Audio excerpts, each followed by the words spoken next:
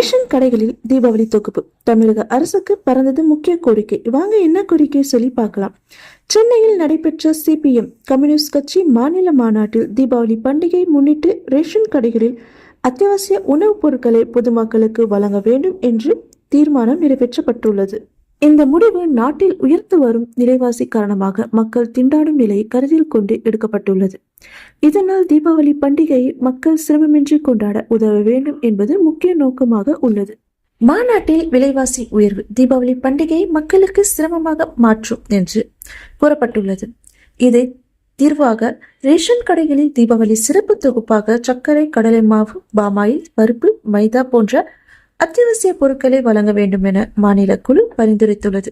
இது மக்களின் சுமையை குறைக்கும் ஒரு வழியாக செயல்படும் என எதிர்பார்க்கப்படுகிறது. இதை பத்தி உங்களோட கருத்து என்னன்னு சொல்லி கமெண்ட் பாக்ஸ்ல கமெண்ட் பண்ணுங்க. இந்த வீடியோ பார்த்ததுக்கு நன்றி, வணக்கம்.